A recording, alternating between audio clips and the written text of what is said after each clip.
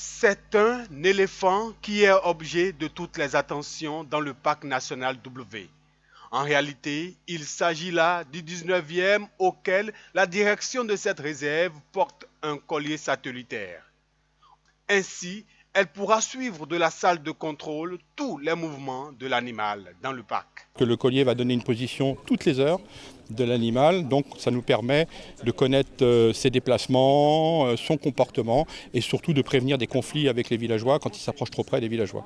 Donc avec ce système de collaring, nous allons pouvoir de collier GPS, en fait c'est un collier GPS, nous allons pouvoir les suivre en permanence. L'opération de port de collier démarre par la recherche des éléphants grâce à un aéronef.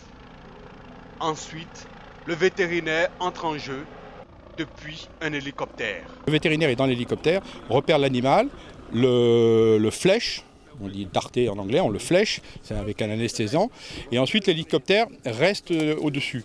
Entre le moment où il a pris la flèche et le moment où il s'endort, il peut y avoir 6, 10, voire 15 minutes, voire parfois obligé de remettre une autre flèche. Donc l'hélicoptère reste au-dessus. Et le guide le protège en quelque sorte parce que souvent il y a d'autres éléphants qui restent avec, qui le suivent et nous pour travailler on est obligé d'éloigner les autres éléphants. Donc c'est ce qu'il a fait là aujourd'hui. Par chance c'est tout près de la piste principale donc on a pu tous accéder à l'animal et voir ce que vous voyez aujourd'hui donc qui permet aux invités de voir de près un éléphant endormi. Quelques minutes après, l'animal se réveille comme si de rien n'était et continue son chemin. José Didier Tonanto découvre le déroulement de l'opération. Le ministre du cadre de vie y voit également la délicatesse du travail depuis le terrain jusqu'à la base opérationnelle. Il y a une grande différence entre voir un reportage, un élément vidéo à la télé de pose de collier et vivre vraiment comment on endort un éléphant, tout ce qu'on fait en très peu de temps pour poser le collier, pour prendre les mensurations, faire du prélèvement sanguin, un certain nombre de paramètres qu'il faut récupérer en même temps avant de vérifier que l'animal peut se réveiller et repartir dans la nature. Tout ça, en discutant avec le spécialiste vétérinaire, j'ai compris que l'objectif principal, ce n'est pas la pose, c'est de veiller à ce que l'animal ne crève pas pendant qu'on fait tout ça. Je suis très content de voir l'opération, impressionné par ce qui s'est fait et ça nous rassure pour ce qui est du suivi écologique.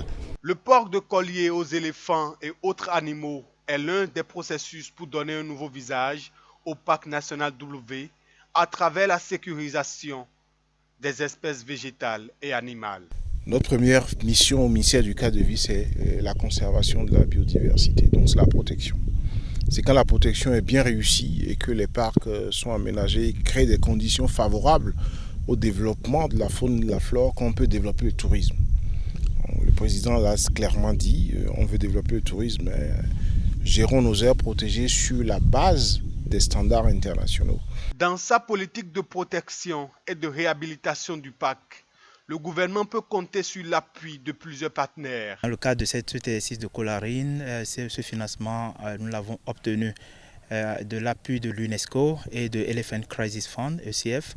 La réhabilitation de ce parc est issue d'un processus multi-acteurs, dont le gouvernement du Bénin qui contribue largement et que nous tenons à remercier à travers cette tribune, mais aussi de plusieurs de nos partenaires privés comme le WIS Foundation et d'autres partenaires, surtout la Fondation des savanes ouest-africaines qui se mobilise pour le financement durable de la gestion des aires protégées dans la région.